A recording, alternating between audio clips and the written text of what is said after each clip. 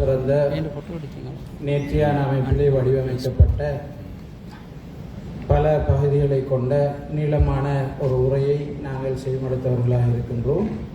இதனுடைய தமிழ் மொழிபெயர்ப்பை முழுமையாக வழங்க வேண்டிய தேவை இருந்தாலும் நேரத்தினுடைய அருமை கருதி குறுகிய சில வினாடிகளுக்குள் நிறைவு செய்து கொள்ள ஆசைப்படுகின்றேன். ஆரம்பத்திலே எல்லோருக்கும் அவர்கள் நன்றி செலுத்தியவர்களாக தங்களுடைய உரையை ஆரம்பித்தார்கள். இந்த உரையினுடைய தலைப்பாக நடுநிலை, நீதம், சமாதானம், மன்னிப்பு, சகவாழ்வு என்ற தொனிப்பொருளை கொண்டதாக இருக்கின்றது. இஸ்லாம் இந்த விடயங்களிலே நிறுவப்பட்ட ஒரு மார்க்கமாக இருக்கிறது. ஒரு முஸ்லிமினுடைய அடையாளமே அவன் அஸ்ஸலாமு அலைக்கும் என்று சொல்வதை கொண்டு அமைந்திருப்பதை பார்க்கின்றோம். இஸ்லாம் தன்னிலும் சமாதானத்தை, சகவாழ்வை, விட்டுக் கொடுப்பை, நீதத்தை கொண்டிருப்பதை போல அதை பின்பற்றுகின்றவர்களும் அப்படியே இருக்க வேண்டும் என்று ஏவுகின்றது. இஸ்லாம் என்ற சொல்லே சமாதானத்தை அடுத்தவர்களுக்குள் விதைப்பதாக இருக்கின்றது. அல்லாஹு தஆலா அல் குர்ஆனிலே, நபியே, உம்மை உலகத்தாருக்கு அருளாகவே அன்றி நாங்கள் அனுப்பவில்லை என்று குறிப்பிடுகிறான். மனிதர்கள் அனைவருக்கும் அருளாக நபி அவர்கள் அனுப்பப்பட்டிருக்கிறார்கள். அவர்கள் முஸ்லிம்களாக, காவிர்களாக, யாராக இருந்தாலும் அனைவருக்கும் அருளாகவே நபி அவர்கள் இருக்கிறார். மனித இனத்திற்கு மாத்திரம் அல்ல, ஏனைய உயிரினங்களுக்கும் கூட நபி அவர்கள் அருளாக, இரக்கம் காட்டுபவராக அனுப்பப்பட்டிருக்கிறார். குர்ஆனும் சுன்னாவும் நடுநிலைமை, நீதம் பேணுதல், சகவாழ்வு என்ற அடிப்படை கருப்பொருட்களை கொண்டு அமைந்திருப்பதை நாங்கள் பார்க்கிறோம். அல்லாஹு தஆலா அல் குர்ஆனிலே உங்களை நடுநிலையான சமுதாயமாக நாங்கள் ஆக்கியிருக்கிறோம் என்று குறிப்பிடுகிறான். இஸ்லாத்தினுடைய போதனைகள் அகீதாவாக இருந்தாலும், ஃபிக்ஹாக இருந்தாலும், ஏனைய விடயங்களாக இருந்தாலும் அனைத்திலும் இஸ்லாம் நடுநிலை பேணி இருப்பதை நாங்கள் பார்க்கின்றோம். அகீதாவிலே எல்லை மீறியவர்கள், அகீதாவிலே வழிகட்டு போனவர்கள் இருவருக்கும் இடையிலே நடுநிலை பேணுகின்ற மார்க்கமாக இஸ்லாம் இருக்கின்றது. அதனால்தான் உலமாக்கள், அஹ்லுஸ் சுன்னா வல் ஜமாஅத்தினர் தலைவர்கள் விடயத்திலே கொண்டிருக்கின்ற கொள்கையை பற்றி சொல்கிற நேரம், எல்லை மீறியவர்கள், தவறிழைத்தவர்கள் என்ற இரண்டு சாராருக்கும் இடையில் அஹ்லுஸ் சுன்னா வல் ஜமாஅத்தினர் நடுநிலையான போக்கை கடைபிடிக்கிறார்கள் என்று சொல்வார்கள். எல்லை மீறியோர் என்போர் ஹவாரிஜிகள் என்று நாங்கள் அழைக்கிறோம். அவர்களால் தான் இஸ்லாமிய வரலாற்றிலே அதிகமான துன்பங்கள், துயரங்கள் நடந்திருக்கிறது என்பதை நீங்கள் அறிவீர்கள். அன்புக்குரிய சகோதரர்களே, சகோதரிகளே, பலத்தை பிரயோகிப்பதன் மூலம், கடும்போக்காக நாங்கள் நடந்து கொள்வதன் மூலம் வெற்றி கிடைக்கும் என்று நாங்கள் நினைத்துவிடக் கூடாது. அல்லாஹு தஆலா நபி ஸல்லல்லாஹு அலைஹி வஸல்லம் அவர்களை பற்றி சொல்கிற நேரம், நீங்கள் கடுகடுப்பானவராக, கடுமையான உள்ளம் கொண்டவராக இருந்திருந்தால், இறுகிய உள்ளம் கொண்டவராக இருந்திருந்தால் மக்கள் உங்களை விட்டு விரண்டோடி இருப்பார்கள் என்று சொல்கிறார். அரேபியர்கள் கடும்போக்காளர்களாக இருந்தார்கள், இறுகிய உள்ளம் கொண்டவர்களாக இருந்தார்கள். அவர்களிடம் பண்பாடு இருந்தது, அவர்களுடைய கலாச்சாரம் பரவவில்லை. ஆனால் நபி ஸல்லல்லாஹு அலைஹி வஸல்லம் அவர்கள் வந்தார்கள், இரக்கத்தோடு நடந்து கொண்டார்கள், அவர்கள் அன்பை கொண்டு மக்களை அழைத்தார்கள். இதனால் இஸ்லாம் அங்கு தோன்றினாலும் உலகம் முழுக்க பரவி இருப்பதை நாங்கள் பார்க்கின்றோம்.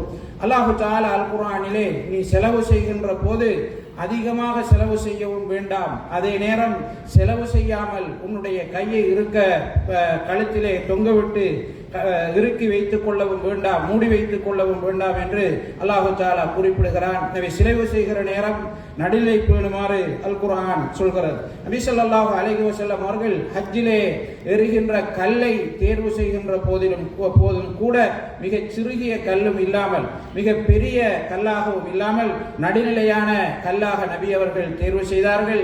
அதிலே நபி அவர்கள் குறிப்பிட்ட ஒரு வாசகம் முக்கியமானது.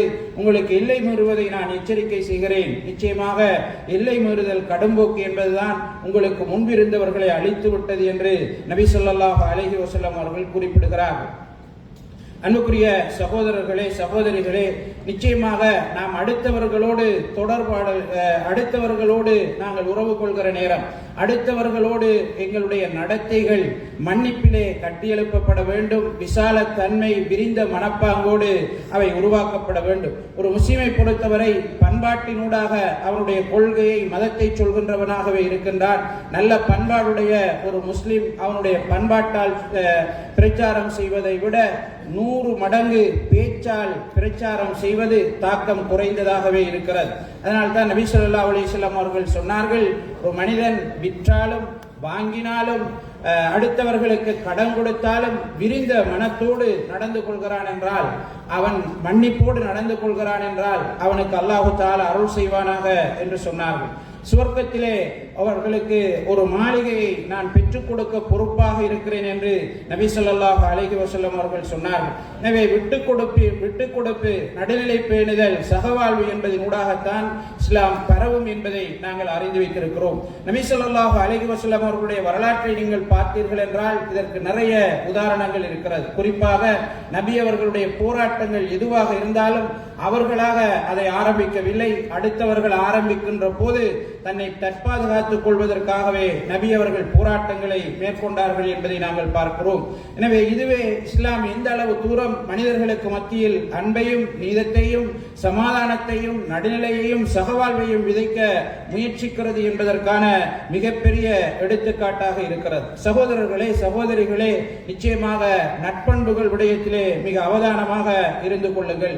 நபி ஸல்லல்லாஹு அலைஹி வஸல்லம் அவர்கள் நன்மைகளுக்குரிய வாயில்கள் அனைத்தையும் குறிப்பிட்டு விட்டு சொல்கிறார்கள், உனக்கு இவை அனைத்தையும் செய்ய முடியவில்லை என்றால் முஸ்லிம்களுக்கு நோவினை செய்வதை நீ தவிர்த்துக் கொள்வாயாக, ஏனென்றால் அது சதக்காவாக இருக்கிறது என்று சொன்னார்கள். முஸ்லிமுக்கு வரைவிலக்கணம் சொல்லும் போது யாரொருவர் அடுத்தவருடைய கரத்திலிருந்தும் நாவிலிருந்தும் பாதுகாக்கப்படுகிறாரோ அவர்தான் முஸ்லிம் என்று நபி ஸல்லல்லாஹு அலைஹி வஸல்லம் அவர்கள் சொன்னார்கள். அதாவது அல் முஸ்லிமு மன் ஸலிமல் முஸ்லிமூன மின் லிசானிஹி வ யதிஹி, ஒரு முஸ்லிம் என்பவன் அடுத்த முஸ்லிம்கள் அவனுடைய நாவிலிருந்தும் அவனுடைய கரத்திலிருந்தும் ஈடேற்றம் பெற்றவர்களாக பாதுகாக்கப்பட்டவர்களாக இருக்க வேண்டும் என்று நபி ஸல்லல்லாஹு அலைஹி வஸல்லம் அவர்கள் குறிப்பிடுகிற செய்தியை பார்க்கிறோம். நபி ஸல்லல்லாஹு அலைஹி வஸல்லம் அவர்கள் முஸ்லிம்களோடு மாத்திரம் அல்லாமல் முஸ்லிம் அல்லாதவர்களோடும் சகவாழ்வை, சமாதானத்தை, நீதத்தை, நடுநிலையை போதிக்கின்றவர்களாக இருந்தார்கள் என்று நாங்கள் பார்க்கிறோம். இஸ்லாமிய வரலாற்றிலே நபி ஸல்லல்லாஹு அலைஹி வஸல்லம் அவர்கள் முஸ்லிம் அல்லாதவர்களை தங்களுடைய பிராந்தியத்திலிருந்து வெளியேற்றவில்லை. நபி அவர்கள் மக்காவை ஆட்சி செய்தார்கள், மதீனாவை ஆட்சி செய்தார்கள். முஸ்லிம்கள் மாத்திரம்தான் அங்கு இருக்க வேண்டும், முஸ்லிம் அல்லாதவர்கள் இருக்கக்கூடாது என்று நபி அவர்கள் போதிக்கவில்லை. அங்கு முஸ்லிம் அல்லாதவர்கள் இருந்தார்கள், அவர்கள் இஸ்லாத்திற்கு வர வேண்டும் என்று நிர்பந்திக்கப்படவில்லை. அல் குர்ஆனிலே அல்லாஹு தஆலா மார்க்கத்திலே நிர்பந்தித்தல் கிடையாது என்று குறிப்பிடுகிறான். எனவே நபி ஸல்லல்லாஹு அலைஹி வஸல்லம் அவர்கள் முஸ்லிம் அல்லாதவர்களோடும் தன்னுடைய ஆட்சியிலே நீதமாக, சமாதானமாக, சகவாழ்வோடு நடந்திருக்கிறார்கள் என்பதை பார்க்கிறோம். நபி அவர்களுடைய அண்டை வீட்டான் யூதனாக இருந்திருக்கிறார். அவன் அழைக்கிற போது நபி அவர்களும் அவருடைய மனைவி ஆயிஷா ரலியல்லாஹு அன்ஹா அவர்களும் அவருடைய தேவையை பூர்த்தி செய்திருக்கிறார்கள் என்பதை நாங்கள் பார்க்கிறோம். அல்லாஹு தஆலா முஸ்லிமாக இருந்தாலும் முஸ்லிம் அல்லாதவனாக இருந்தாலும் உனக்கு சொந்தமாக இருந்தாலும் சொந்தம் இல்லாமல் இருந்தாலும் அண்டை விட்டானோடு நீ நல்ல முறையிலே நடந்து கொள்வாயாக என்று அல் குர்ஆனிலே சொல்கிறார். வஃஅலுல் கைர லஅல்லகும் துஃப்லிஹூன், நீங்கள் நலவை செய்யுங்கள், நன்மைகளை செய்யுங்கள், வெற்றி அடைவீர்கள் என்று அல்லாஹ் தஆலா குறிப்பிடுகிறார். இது முஸ்லிம்களுக்கு மாத்திரம் அல்ல, முஸ்லிம் அல்லாதவர்களுக்கும் நாங்கள் நலவு செய்கின்ற போது, நலவிலே ஈடுபடுகின்ற போது வெற்றி இருக்கிறது என்பதை சொல்கிறார். நபி ஸல்லல்லாஹு அலைஹி வஸல்லம் அவர்களை பார்த்து அல்லாஹ் தஆலா சொல்கிறார், நபியே நீங்கள் சொல்லுங்கள், நிச்சயமாக நான் உங்கள் அனைவருக்கும் ரசூலாக, அல்லாஹ்வின் தூதராக அனுப்பப்பட்டிருக்கிறேன் என்று சொல்லுமாறு சொல்கிறார். எனவே அன்புக்குரிய அல்லாஹ்வின் நல்லடியார்களே, நபி அவர்கள் அனைத்து மனிதர்களுக்கும் பொதுவானவர்களாக அனுப்பப்பட்டிருக்கிறார்கள்.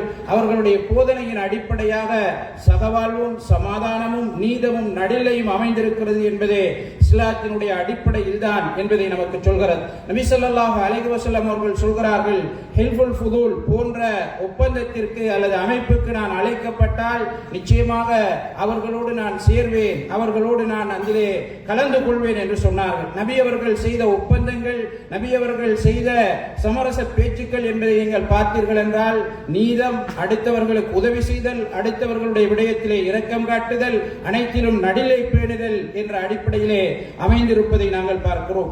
நபி ஸல்லல்லாஹு அலைஹி வஸல்லம் அவர்களுடைய ஆட்சியில் அனைவரும் அமைதியாக வாழ்ந்தார்கள். அவர்களுக்கு பிறகு குலஃபாஉர் ராஷிதீன்களுடைய ஆட்சியிலே அனைவரும் நீதமாக, நடுநிலையாக, சமாதானமாக வாழ்ந்தார்கள். அந்நிய மதத்தவர்களுக்கு ஏதாவது துன்பம் நடந்தால் அல்லது அநியாயம் நடந்தால் அவர்கள் வந்து இஸ்லாமிய ஆட்சியாளர்களிடம் முறையிட்டு அவர்களுக்கு நீதத்தை பெற்றுக்கொள்ளக்கூடிய அவர்களுடைய உரிமையை பெற்றுக்கொள்ளக்கூடிய நிலை இருந்தது என்பதை நாங்கள் பார்க்கிறோம். எங்களுக்கு தெரியும், ஹுதைபியா உடன்படிக்கையை பற்றி அல்லாஹு தஆலா சொல்லும் போது தெளிவான ஒரு வெற்றியை தந்ததாக அல்லாஹு தஆலா சொல்கிறார். ஹுதைபியா உடன்படிக்கை என்பது போராட்டம் கிடையாது, அங்கு கடுமை பிரயோகிக்கப்படவில்லை, சமாதானமான ஒப்பந்தம் தான் நடந்தது என்பதை நாங்கள் பார்க்கிறோம். 10 வருடம் போராட்டத்துக்கு தடை விதிக்கப்படுகிறது, முஸ்லிம்கள் மக்காவிற்குள்ளே நுழைய தடை விதிக்கப்படுகிறது. ஆனாலும் வெற்றி என்று அல்லாஹு தஆலா அவற்றை குறிப்பிடுகிறார். எனவே நபி ஸல்லல்லாஹு அலைஹி வஸல்லம் அவர்கள் இந்த ஹுதைபியா உடன்படிக்கைக்கு பிறகு இஸ்லாத்தை அடுத்தவர்களுக்கு சொல்வதற்காக தன்னை முழுமையாக அர்ப்பணித்தார்கள். இதைத்தான் அல்லாஹு தஆலா வெற்றி என்று சொல்கிறார். எனவே உண்மையான வெற்றி என்பது முஸ்லிம்களுக்கும் முஸ்லிம் அல்லாதவர்களுக்கும் இடையிலே இஸ்லாத்தை பரப்புவது, இஸ்லாத்தினுடைய நீதமான நடுநிலையான கருத்துக்களை அவர்களுக்கு எடுத்துச் சொல்வதுதான் என்பதை இந்த வசனம் நமக்கு சொல்கிறது. எனவே யாராக இருந்தாலும் நாம் அவர்களோடு நடுநிலையோடு திறந்த மனதோடு நீதமாக நடந்து கொள்ள வேண்டிய தேவை இருக்கிறது. நபி ஸல்லல்லாஹு அலைஹி வஸல்லம் அவர்களோடு அடுத்தவர்கள் கடும்போக்காக நடந்து கொண்டாலும் நபி ஸல்லல்லாஹு அலைஹி வஸல்லம் அவர்கள் மிகவும் மிருதுவானவர்களாக இருந்திருக்கிறார்கள் என்பதை அவர்களுடைய பல சம்பவங்கள் நமக்கு சொல்கிறது. ஷேக் அவர்கள் பல சம்பவங்களை அதிலே நமக்கு சொன்னார். எனவே ஒரு முஸ்லிமை பொறுத்தவரை முஸ்லிமாக ஆணாக இருந்தாலும் பெண்ணாக இருந்தாலும் அவர்கள் நட்பண்புகளோடு நல்ல பண்புகளோடு இரக்கமுள்ளவர்களாக நடுநிலை பேணக்கூடியவர்களாக அடுத்தவர்களை மதிக்கக்கூடியவர்களாக இந்த இஸ்லாத்தை அடுத்தவர்களுக்கு எற்றி வைக்கின்ற போது நிச்சயமாக இந்த இஸ்லாம் பரவும், சமூகங்களுக்கு இடையிலே சமாதானமும் சகவாழ்வும் உருவாகும் என்பதிலே சந்தேகம் கிடையாது. நபி ஸல்லல்லாஹு அலைஹி வஸல்லம் அவர்கள் ஒரு மனிதரை பார்த்து சொல்கிறார்கள், நிச்சயமாக உன்னிடம் 2 விடயங்கள் இருக்கிறது, அவை 2ஐயும் அல்லாஹு தஆலா விரும்புகிறான் என்று சொன்னார். ஒன்று, உன்னிடம் அறிவு இருக்கிறது, நிதானம் இருக்கிறது என்று சொன்னார். எனவே இந்த 2ம் நமக்கு மிக மிக முக்கியமானதாகும். எங்களுடைய அனைத்து நடவடிக்கைகளிலும் இந்த 2ஐயும் நாங்கள் கடைபிடிக்க கடமைப்பட்டிருக்கிறோம். எல்லை மீறுதல் கூடாது, அதே நேரம் காய்ந்து போதலும் கூடாது என்பதை நாங்கள் விளங்கிக் கொள்ள வேண்டும். நபி ஸல்லல்லாஹு அலைஹி வஸல்லம் அவர்கள் எல்லை மீறுபவர்களை எச்சரித்ததை போலவே எதுவும் செய்யாது இருந்தவர்களையும் நபி ஸல்லல்லாஹு அலைஹி வஸல்லம் அவர்கள் எச்சரித்தார்கள். நான் மிக கடும்போக்கை கடைபிடிப்பவன் அல்ல என்று நபி ஸல்லல்லாஹு அலைஹி வஸல்லம் அவர்களை சொல்லுமாறு அல்லாஹு தஆலா அல் குர்ஆனிலே குறிப்பிடுகிறார். அன்புக்குரிய அல்லாஹ்வின் நல்லடியார்களே, எல்லை மீறுவது பல விபரீதமான வெளிப்பாடுகளை எங்களுடைய சமுதாயத்திற்கு மத்தியிலே ஏற்படுத்தி இருப்பதை நாங்கள் பார்க்கிறோம். ஒருவர் பாவம் செய்தால் எல்லை மீறுகின்றவர்கள் அவர் இஸ்லாத்தை விட்டு சென்று விட்டார்கள் என்று தீர்ப்பளிப்பார்கள்.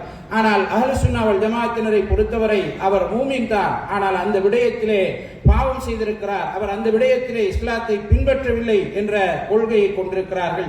இதுவே உண்மையில் நீதமான நடுநிலையான கொள்கையாக இருக்கிறது என்பதை நாங்கள் பார்க்கிறோம்.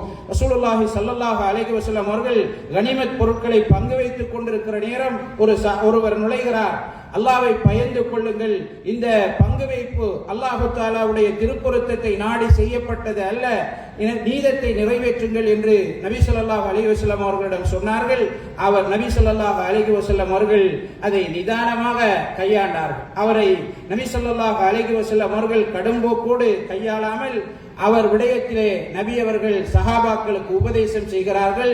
இந்த மனிதரிலிருந்து, இவருடைய சந்ததியிலிருந்து அல்லது இவர்களை பின்பற்றுபவர்களிலிருந்து ஒரு கூட்டம் உருவாவார்கள்.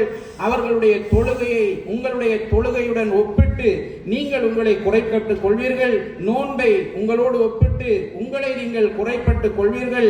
ஆனால் இந்த மார்க்கத்தில் இருந்து ஒரு வில்லிலிருந்து அம்பு எவ்வளவு வேகமாக செல்கிறதோ அது போன்று வேகமாக இந்த மார்க்கத்தில் இருந்து அவர்கள் வெளியேறி செல்வார்கள் என்று நபி ஸல்லல்லாஹு அலைஹி வஸல்லம் அவர்கள் சொன்னார். எனவே அதிகமான நன்மைகள் செய்கிறார்கள் என்பது கவனிக்கத்தக்கது அல்ல, எந்த அடிப்படையில் அவர்கள் செய்கிறார்கள், எந்த நோக்கத்தில் செய்கிறார்கள் என்பதுதான் மிக முக்கியமானது. அதனால் தான் நபி ஸல்லல்லாஹு அலைஹி வஸல்லம் அவர்கள் சொன்னார்கள், நான் அவர்களை சந்தித்தால் ஆது கூட்டத்தினரை அல்லாஹு தஆலா அழித்ததை போல அவர்கள் அனைவரையும் நான் அழிப்பேன் என்று நபி ஸல்லல்லாஹு அலைஹி வஸல்லம் அவர்கள் குறிப்பிடுவதை நாங்கள் பார்க்கிறோம். எனவே அன்புக்குரிய அல்லாஹ்வின் நல்லடியார்களே, நபி ஸல்லல்லாஹு அலைஹி வஸல்லம் அவருடைய காலத்திலும் சஹாபாக்களுடைய காலத்திலும் முஸ்லிம்களுக்கு மத்தியிலே முஸ்லிம் அல்லாதவர்களும் மிக நல்ல நிலையிலே வாழ்ந்திருப்பதை நாங்கள் பார்க்கிறோம். இந்த எல்லை மீறுவோர், இந்த ஹவாரிஜிகள் உஸ்மான் ரலியல்லாஹு அன்ஹு அவருடைய ஆட்சியிலும் அலி ரலியல்லாஹு அன்ஹு அவருடைய ஆட்சியிலும் மிக அதிகமான விளைவுகளை, மோசமான விளைவுகளை ஏற்படுத்தியதை வரலாறு நமக்கு சொல்கிறது. உஸ்மான் ரலியல்லாஹு அன்ஹு அவருடைய கொலை, அலி இப்னு அபீ தாலிப் ரலியல்லாஹு அன்ஹு அவருடைய கொலை, இவையெல்லாம் இதனுடைய விளைவுகளாக அமைந்திருக்கின்றன. அலி ரலியல்லாஹு அன்ஹு அவர்களை கொலை செய்த அப்துர் ரஹ்மான் இப்னு முல்ஜிம் சொல்கிறான், கொலை செய்யப்படுகிற நேரம் எனக்கு இன்னும் பல உயிர்கள் இருந்தாலும் இந்த அடிப்படையில் என்னுடைய உயிர் பிரிய நான் ஆசைப்படுகிறேன் என்று சொல்கிறான். எனவே எந்த அளவு தூரம் இந்த எல்லை மீறுதல் போக்கு ஒரு மனிதனுடைய மனோநிலையிலே தாக்கம் செலுத்துகிறது என்பதை இவை நமக்கு சொல்கிறது. நபி ஸல்லல்லாஹு அலைஹி வஸல்லம் அவர்கள் இந்த எல்லை மீறியவர்கள் காலாகாலம் வந்து கொண்டே இருப்பார்கள். கடைசியாக தஜ்ஜால் வெளிப்படுகிற நேரம் தஜ்ஜாலை பின்பற்றுபவர்களாக இவர்கள் இருப்பார்கள் என்று நபி அவர்கள் சொல்கிறார். ஆனால் அவர்கள் குர்ஆனை பேசுகிறார்கள், ஹதீஸை பேசுகிறார்கள், இருந்தாலும் தஜ்ஜாலுடைய கூட்டத்திலே அவர்கள் இருப்பார்கள் என்று நபி ஸல்லல்லாஹு அலைஹி வஸல்லம் அவர்கள் சொன்னார். அன்புக்குரிய அல்லாஹ்வின் நல்லடியார்களே, இந்த உரையினுடைய முக்கியமான ஒரு பகுதி நாம் நடுநிலை பேணுபவர்களாக எப்படி இருப்பது. நாம் நடுநிலை பேண வேண்டும் என்றால் அல்லாஹு தஆலாவுடைய அல் குர்ஆனையும் நபி ஸல்லல்லாஹு அலைஹி வஸல்லம் அவருடைய போதனையையும் இது ரெண்டுக்கும் உடன்படுகின்ற இஜ்மாவையும் பின்பற்றுகின்றவர்களாக நாம் இருந்தால் நடுநிலை பேண முடியும். அல்லாஹு தஆலா அல் குர்ஆனிலே வஅதஸிமு பிஹப்லில்லாஹி ஜமீஅன் வலா தஃபர்ரகு, நீங்கள் அனைவருமாக சேர்ந்து அல்லாஹ்வின் கயிற்றை பற்றி பிடித்துக் கொள்ளுங்கள், பிரிந்து விடாதீர்கள் என்று குறிப்பிடுகிறார். இந்த ஹப்லுல்லாஹ் என்பதற்கு உலமாக்கள் சொல்கிற விளக்கம் குர்ஆன், சுன்னா, அது போன்று இஜ்மா என்கிற இந்த மூன்றையும் பற்றி பிடிக்க வேண்டும் என்று சொல்கிறார்கள். இவற்றுக்கு முரண்படக்கூடியவர்கள், அஹ்லுஸ் சுன்னா வல் ஜமாஅத்தினருக்கு முரண்படக்கூடியவர்களை நாங்கள் பார்த்தோமாக இருந்தால் அவர்கள் யாராக இருந்தாலும் ஏதோ ஒரு அடிப்படையில் ஒரு ஆதாரத்தை கொண்டே அவர்கள் முரண்படுகிறார். குர்ஆனில் இருந்தோ ஹதீஸில் இருந்தோ ஏதாவது ஒரு ஆதாரத்தையே நமக்கு சொல்கிறார். எனவே இங்கே முக்கியமான ஒரு வேறுபாடு எமக்கும் இதற்கு முரண்படுகின்றவர்களுக்கும் இடையிலே இருக்க வேண்டிய முக்கியமான ஒரு வேறுபாடு குர்ஆன், சுன்னா அது சலஃபுகளுடைய விளக்கத்தின் அடிப்படையிலே பின்பற்றப்படுகின்ற குர்ஆன் சுன்னாவாக இருக்க வேண்டும். அறிவு என்பது மூதாதையர்களிடம் இருந்து பரம்பரையாக நாங்கள் பெற்றுக்கொள்வது. எனவே குர்ஆனையும் சுன்னாவையும் நாங்கள் விளங்குகின்ற போது இதை யார் சொன்னார்கள் என்று நாங்கள் பார்த்து அவற்றை விளங்குவது எங்களை நாங்கள் பாதுகாத்துக் கொள்வதற்கான ஒரு வழியாக இருக்கிறது. அறிஞர் முன்னோர்களுக்கு முரண்படுகின்ற புதிய ஒரு கூற்றை ஒருவர் சொல்வாராக இருந்தால் அதற்கு உலமாக்கள் ஷாத் என்று சொல்வார்கள். அது பின்பற்றப்படுவதற்கு ஏற்றமானது அல்ல. நபி ஸல்லல்லாஹு அலைஹி வஸல்லம் அவர்கள் சொன்னார்கள், என்னுடைய பனு இஸ்ரவேலர்கள் 72 கூட்டமாக பிரிந்தார்கள், என்னுடைய கூட்டம், என்னுடைய சமூகம் 73ஆக பிரியும், அதிலே ஒன்றை தவிர அனைத்துமே நரகம் செல்லும் என்று சொன்னார்கள். அந்த ஒன்று எது என்று சஹாபாக்கள் கேட்டபோது நானும் என் தோழர்களும் எதில் இருக்கிறோமோ அதில் இருப்பவர்கள் என்று சொன்னார்கள். எனவே இங்குதான் நாங்கள் சஹாபாக்களுடைய விளக்கம், அதற்கு பின்னால் வந்த சிறந்த நூற்றாண்டுகளிலே வாழ்ந்த உலமாக்களுடைய விளக்கங்களை பார்க்க வேண்டும் என்கிற செய்தி நமக்கு உறுதிப்படுத்தப்படுகிறது. இவர்கள் தான் வெற்றி பெற்ற கூட்டத்தினராக, உதவி செய்யப்பட்ட கூட்டத்தினராக நபி ஸல்லல்லாஹு அலைஹி வஸல்லம் அவர்கள் நமக்கு சொல்கிறார். வெற்றி பெறும் கூட்டத்தை அல்லாஹு தஆலா ஜமாஅத்தாக, கூட்டமைப்பாக இருப்பார்கள் என்று குறிப்பிடுகிறார். இந்த கூட்டமைப்பு என்பது இரண்டு விதமானது. ஒன்று, நாங்கள் உடலியல் ரீதியாக ஒரு நபர்கள் என்ற அடிப்படையிலே சமூகத்தில் கூட்டமாக இருப்பது. இன்னும் ஒன்று, மார்க்கம் என்ற அடிப்படையிலே நாங்கள் ஒற்றுமை பேணுவது. நாங்கள் நபர்கள் என்ற அடிப்படையிலே, உடல் உருவங்கள் என்ற அடிப்படையிலே சமூகத்தில் இருக்கின்ற அங்கத்தவர்களுக்கு இடையிலே ஒற்றுமையை பேணுவதற்கு குர்ஆன் சுன்னாவின் கீழ் தலைவர்களுக்கு வழிபட்டு, தலைவர்களுடைய கட்டளைகளுக்கு கீழ் நாங்கள் அவர்களுக்கு உதவியாக வாழுவது இந்த ஒற்றுமைக்கு மிக மிக முக்கியமானதாக இருக்கிறது. முஸ்லிம்களை பொறுத்தவரை குழப்பங்களை ஏற்படுத்துபவர்கள் கிடையாது, அவர்கள் பிரிவினையை ஏற்படுத்துபவர்கள் கிடையாது. முஸ்லிம்களுக்கு இடையிலே பிரச்சனைகளை உருவாக்குபவர்கள், குழப்பங்களை உருவாக்குபவர்கள் அல்ல. அவர்கள் சமாதானமாக வாழக்கூடியவர்கள், விட்டுக் கொடுப்போடு நடந்து கொள்ளக்கூடியவர்கள். இரண்டாவது, மார்க்க அடிப்படையில் நாங்கள் ஒற்றுமையாக இருப்பது என்றால் சலஃபுகளுடைய கொள்கை, அவர்கள் காட்டிய வழியிலே நாங்கள் பயணிப்பதுதான் மார்க்க அடிப்படையில் ஒற்றுமையாக ஒன்றாக இருப்பது என்பதனுடைய அர்த்தமாக இருக்கிறது.